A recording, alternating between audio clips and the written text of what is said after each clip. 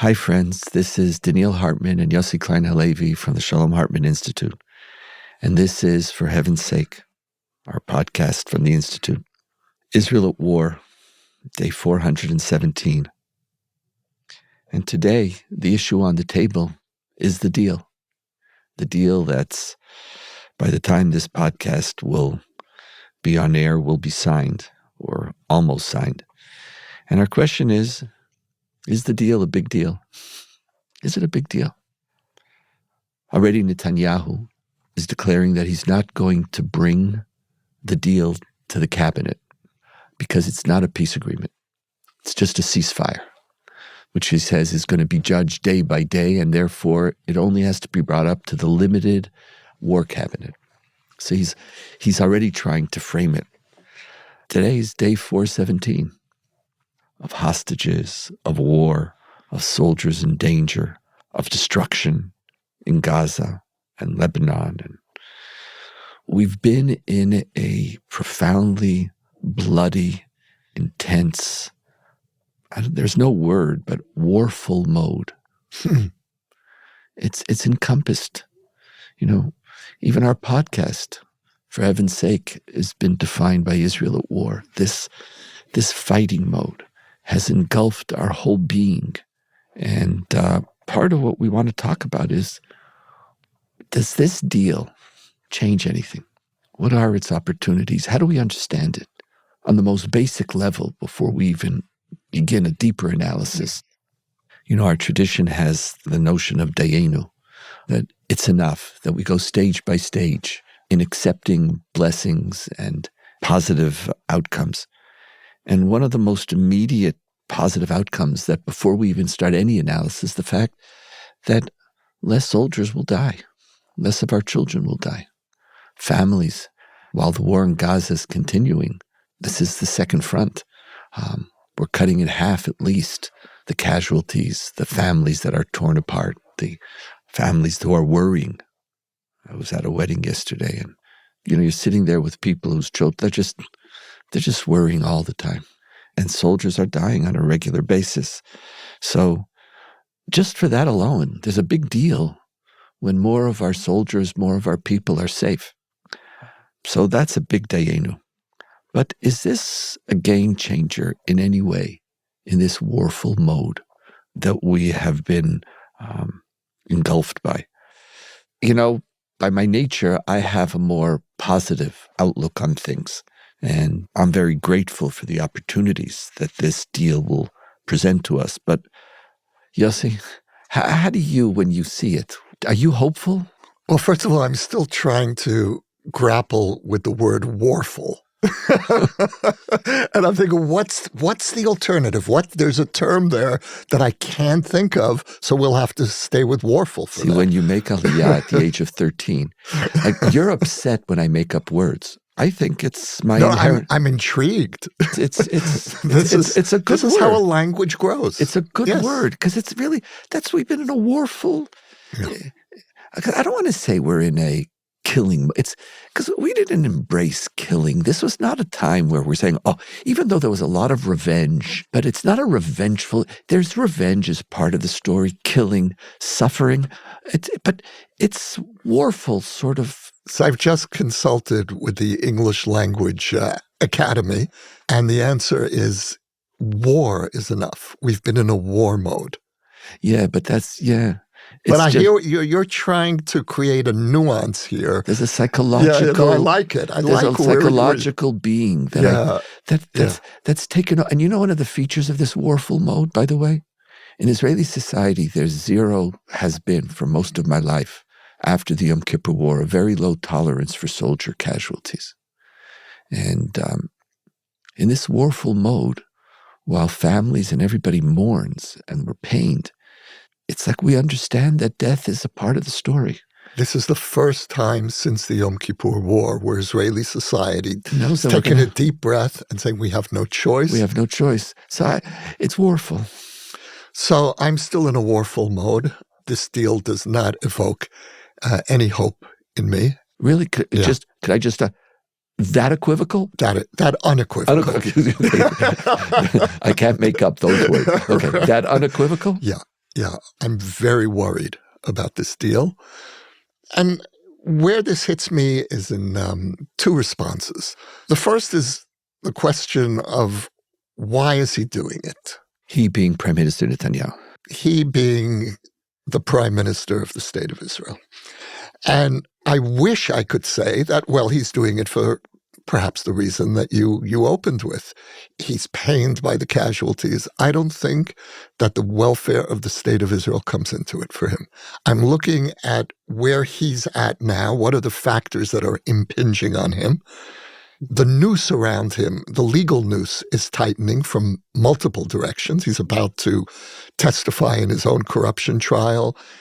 He's persona non grata now in half the world. There's a personal situation that, for me, there's no question has factored in to this deal, and I don't know what it is. I don't know what the angle is. There's also Trump's imminent return. So is Netanyahu trying to present Trump with a gift? I'm wiping the slate clean. You come in, you're not going to have to deal with Lebanon. That's a possibility. So that's one area. It leaves me uneasy. And it's a terrible place to be in, Donniel, when your first response to a positive move that your prime minister makes is why? Why is he doing this? Yeah, it is a terrible mode where your feelings about him, there's no room for any complexity. No, not anymore. And See, look, I still have it. I know you do. I know you do. And it's like it's just you can't. No matter what, it's just no. But no, so at least, but you did say I have a question. You didn't. You said it leaves me. Yes, it's a question. It's a question. Okay, for Yossi, that's yes. That's a moderate moment. Yeah. And the second more substantive problem that I have with the deal is that I feel that it's the wrong deal in the wrong place. What we should be doing is ending the war, the fighting in Gaza, retrieving the hostages that are still alive, and focusing on continuing to hit Hezbollah while they're on their knees. And by extension, Iran. Hezbollah is Iran, unlike Hamas. Hamas is an ally of Iran. It's not a proxy. Hezbollah is effectively under Iran's direct control. And to stop now, to give Hezbollah a chance to regroup, to rearm, for me is appalling. And I listen to the mayors of the towns along the border, whose people have been uprooted for the last year. And they're outraged at this deal. Now, I don't believe that the mayors should have a veto, but they represent the constituency that's paying the direct price for the war in the north. And if they're saying we need to continue, we need to keep pushing and not deal with half measures, I want to see Hezbollah on its knees. And Hamas, of course, I want to see it on its knees, but it's more important for me at this point to retrieve the hostages. And there's one last point here, Donniel, which really worries me, which is what's going on in the government. What is the political strategic thinking? For elements in this government, Smotrich, Ben-Gvir, the far right, the goal is reclaiming Gaza. Lebanon is not part of the land of Israel in their map, but Gaza is. And the big question that we're going to be facing, and it's going to come up if this deal turns into a big deal in Lebanon, if we really go into some kind of a quasi-permanent ceasefire, and that's all it's going to be, that will free the lunatics to start rebuilding settlements in Gaza. That's been the agenda from the beginning. I want to come to that, but why does this deal facilitate that? I think it's a question of what the far right feels the Israeli public can tolerate. To rebuild settlements while we're fighting a two-front war, I think even they understand that it would undermine morale to such an extent it would tear apart Israeli society that you can't fight a war under those conditions. I think even Smotrich, Ben-Gvir maybe not, Smotrich understands that. But the settlements in Gaza are coming from Smotrich's camp. It's not Ben-Gvir who's going to be rebuilding. Ben-Gvir, like you, came out against the deal. Yeah, so Ben-Gvir has a different agenda. I mean, of course he wants to see the settlements. But did you see the investigative report on the groups that are forming to resettle Gaza? It was on Channel 12, I think. There are 6 settlement groups that are ready to move in. They've already invested millions of dollars in an infrastructure. They have the Caravans. the trailers. They're ready to move. And this is what worries me. And we talked about this briefly last week. We touched on this sense that so many of us have that what the far right is really going for is rebuilding the settlement block in Gaza, even if it means dooming the hostages. And so I look at this deal that's emerging in what for me, again, is the wrong place. And I have such deep unease about where this government is taking us next. I don't know if it's politics, if it's personalities, if it's outlooks on the world. I don't know about purity of motives. I'll just take outcomes. Even though I don't always deny from Netanyahu the possibility of having some purity of motive. I still believe there's non-pure motives, but even You're a better man than I am today. But that's not, for me, the issue is not motive. Even though I understand how motive would come into the consideration when you're worried that the motive for this is to enable a different move to happen in Gaza, which we should come back to. But I want to offer a very different perspective on this deal. So first of all, it's not a perfect deal. Everybody knows it's not a perfect deal. The people on the north are outraged because they know that at any given time, Hezbollah could create a war of attrition. And by the way, the people of the north now is Haifa to the north. It's 1.5 million people. It's not just 100, 200,000 people, just. And they know that this ceasefire, or whatever you want to call it, permanent deal, ceasefire, peace treaty, give it whatever name you want to give it. The reality is that Hezbollah still poses a threat. They do. Israel has done remarkable things, destroyed huge capacities of Hezbollah beyond anything we could have imagined, removed some of the most horrific dangers of imminent penetration to the north, which would have made October 7th pale in comparison. That has been removed.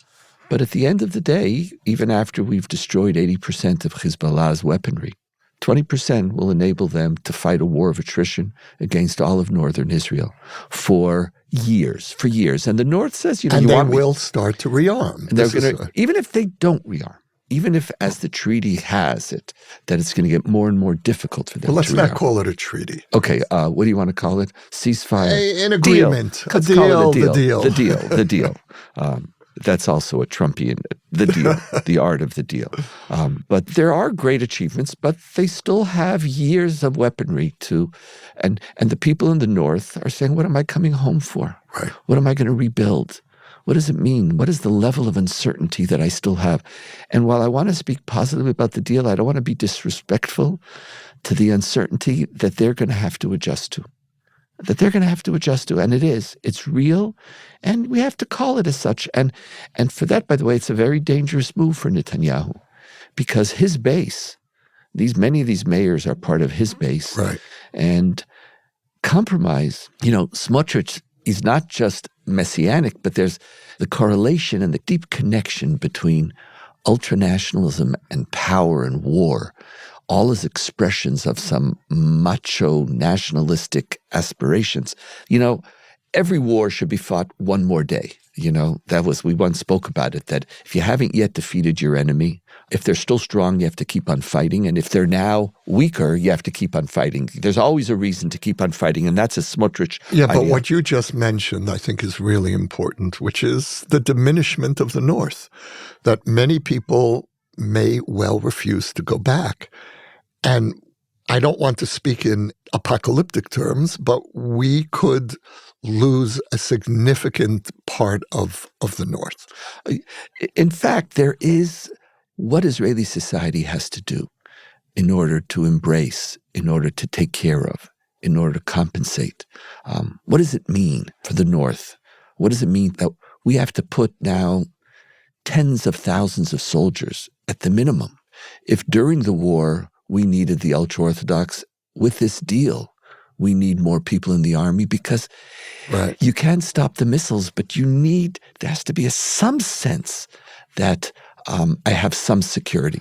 So I don't want to belittle. But wait, just stay on You that for a understand moment. Stay on that for a moment because that was just the introduction. no, but it's significant here because the next moves, in plural, may be changing the status quo in Gaza. And look, the army is already building a permanent infrastructure in Gaza. So there's that with the settlement groups emerging.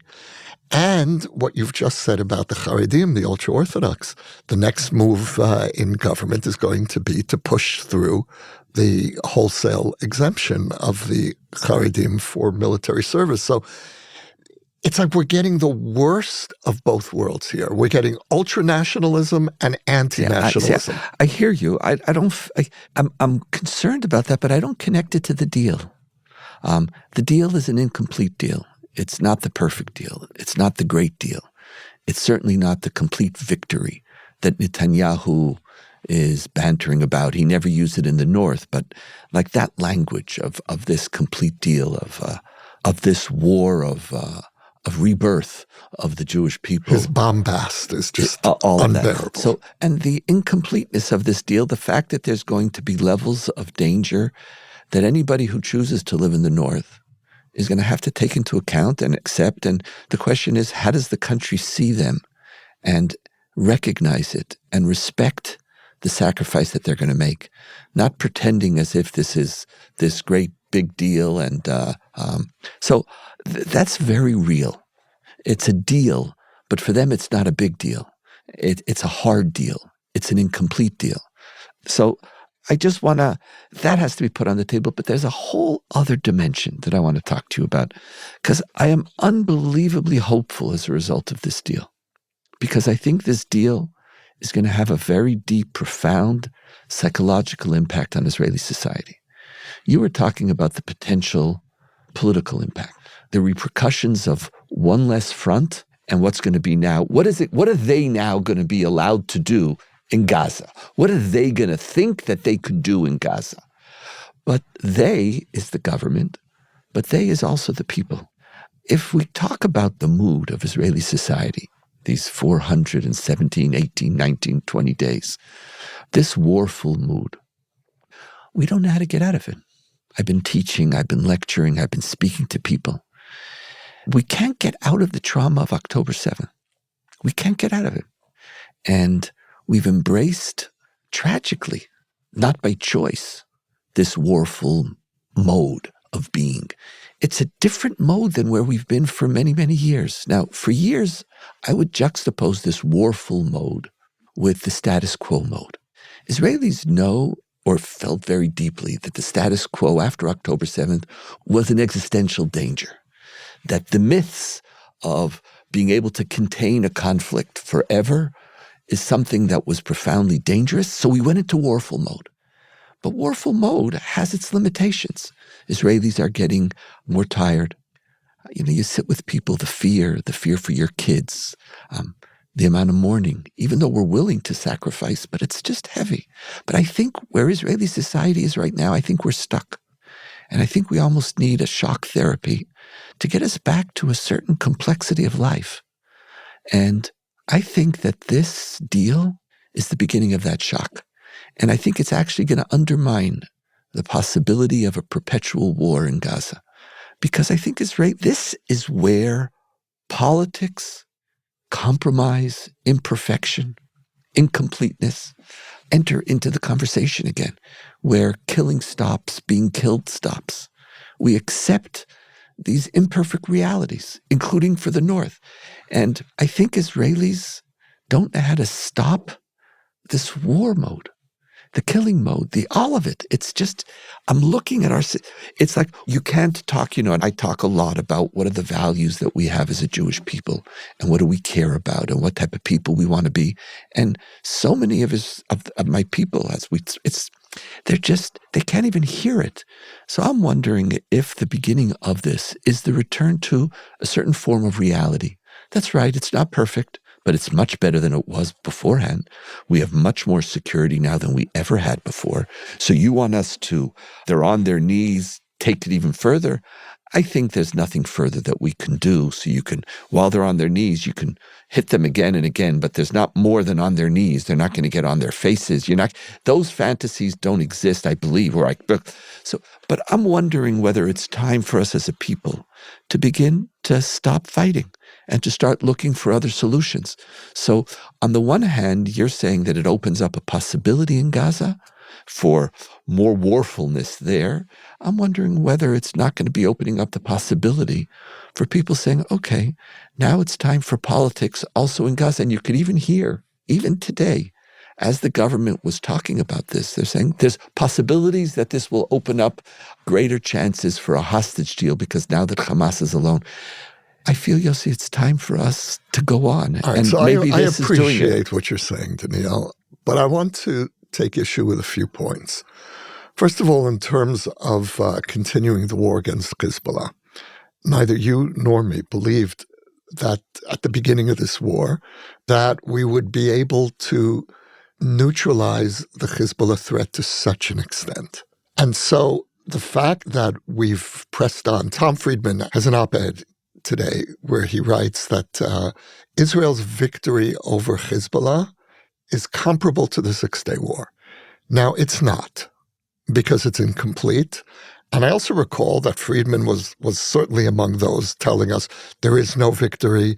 And now he's saying it was the Six-Day War. So if it's almost the Six-Day War, and in the north and against Iran, it must be the Six-Day War. Now, it's not going to be 6 days. It'll be 6 months, it'll be 2 years, whatever it is. But at the risk of repeating myself through these many months, this war, from my perspective, cannot end with Iran on the nuclear threshold. Okay, and so that's it. Okay, but let's leave that. I can't leave that because but that this deal does threaten that. Oh, I don't know. Yossi, here I have to tell you, it's not that I don't agree with you. I don't understand even the argument. So maybe I'll give you a chance to articulate. Like here, we're talking about a ceasefire now with Hezbollah. What we want to do with Iran is going to be a separate issue. Keeping on fighting Hezbollah more and more and more, that opens up. I'm just asking, do you really think that we need to keep on fighting them in order to make possible an attack on Iran or something to do with the nuclear? I don't know. I think it's all getting smushed together, smushed in the text. We're beginning to mentally withdraw from the Northern Front, which is what you were saying earlier. Okay, so let's leave that. That's okay. Well, let's leave that aside. Where our disagreement is very deep. The second thing is your point about shifting Israel away from war mode, which might be a better way to put it. I've fallen in love with warfulness.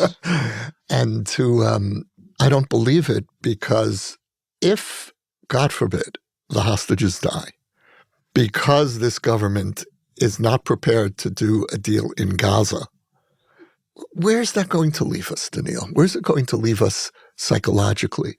Are we really going to be able to start healing from October 7th? I don't think so. I think this is going to be a permanent wound that's going to distort a whole generation. That is a very deep question. And I share the notion that there is no complete or total victory, that the complete victory is, and as we spoke about, is dependent on the hostages returning, not on resettling Gaza and not on killing another 1,000 Hamas terrorists. I share that. That's not the point, for me at least. The question is whether Israeli society could begin to shift and go into another place. They could go to another place. We're going to be scarred. But are there other ways to heal your scars besides killing more, besides being killed more? And that's the question I want to raise. And the minute one of these dimensions enter into our life, at least there's a possibility. Now, you use the word none of us believed. It's true. I'm less faithful than you. Okay, so you surprised me up till now, but I still am a rational person. We see the deaths. We see the consequences we've known. What's this, as if another month, 2 months, another year in Lebanon what's it going to change? On that front, not to speak of the international front. And I think Friedman, to his credit,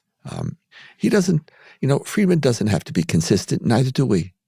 what I thought one day, at least to his credit, he doesn't have to say, okay, this is what I said yesterday. It doesn't mean his job is to write definitive articles, and he has to write a definitive article about what he knows it whenever he knows it. Fair enough. Now, but I think he's also engaging in a psychological process that I'm embracing. He said, we said, let's call it a victory. Call it a Six-Day War. It gives you a way to frame this compromise, because that's what it is. This deal, on the one hand, is not a big deal because it doesn't remove Hezbollah, it doesn't remove Iran. It's not a big deal because the hostages aren't home and our soldiers are still in danger in Gaza. Many of our citizens are in a precarious situation. Gazans are still suffering. All of the above, it's a deal, it's not a big deal. But it is a big deal in the fact that it could activate a spark to a different consciousness. I feel that my Israel is lost right now, Yossi. I feel that a large part of my Israel is lost. I think they don't know what to do. I think they don't know how to get out of the warfulness that they're engulfed in. And I don't think they want to be there. They want to go back to an Israel where every time a soldier dies, it's a catastrophe. They don't want to accept death. They want to go back to life. And it's incomplete, but I don't want the status quo back, Yossi. I want some of my Israel back. And I'm personally grateful for Netanyahu for putting this deal and for Hochstein, who, by the way, we should say a Hartman graduate, for sticking around and helping to negotiate it. And I'm hopeful that, I'll take the possibility of change. I could always deal with negative outcomes. But when there's a possibility of change, that's something that I want to embrace and see where it takes me. Last words, Yossi. Well, this conversation has helped sharpen for me what a fundamental disagreement between us that's been running through these episodes for the last year. And that is, what are we most afraid of? And I have two great fears. And this deal does nothing to calm me down. In fact, quite the opposite. It intensifies both of these fears. The first is that we're going to leave Iran on the nuclear threshold, and sooner or later Iran will cross that threshold. And the second is what this government intends to do to us internally. We spoke about rebuilding settlements in Gaza, which will tear this country apart. It will undermine the morale of so many Israelis to the point where we may not be able to fight the next war together, to say nothing of what it will do to whatever is left of our good name abroad. But there's also the return of the assault on Israel's democratic institutions. There are signs that that's intensifying. But what is happening here is that when you ease the tension on one front, it opens the way, and not only for rebuilding Gaza, but, we're not at war anymore. Now we can deal with our internal agenda. And so I wish I could join you in feeling a measure of relief. But for me, these are the two great existential threats facing Israel, internal and external. I don't have a measure of relief. I have a measure of hope. Yeah. And a measure of hope as a teacher gives me a place to begin to work. And I don't have fears as much as you. I have concerns. I have concerns that we are losing our souls and we're losing our direction. And I always believe that the greatness of the Israel that I love, my Zionism, it's always built first and foremost on the greatness of our people. And part of our people, an aspect of this last year, has been a remarkable sense of service and a remarkable willingness to fight and to sacrifice. But I'm very aware of and cognizant of the price we've paid. So let's end on that note. Let's leave it and see, and who knows? And by next week, like Tom Friedman, what we'll know next week will be completely different. And Yossi, thank you. Thank you. This is, for heaven's sake, Israel at War, day 417. And maybe there might be greater hope for our hostages. Be well, everyone. You can now sponsor an episode of For Heaven's Sake, Israel at War. The link to donate can be found in the show notes or at shalomhartman.org/For Heaven's Sake. We will acknowledge your gift on a future episode. For more ideas from the Shalom Hartman Institute about what's unfolding right now, sign up for our newsletter in the show notes or visit shalomhartman.org/Israel at War.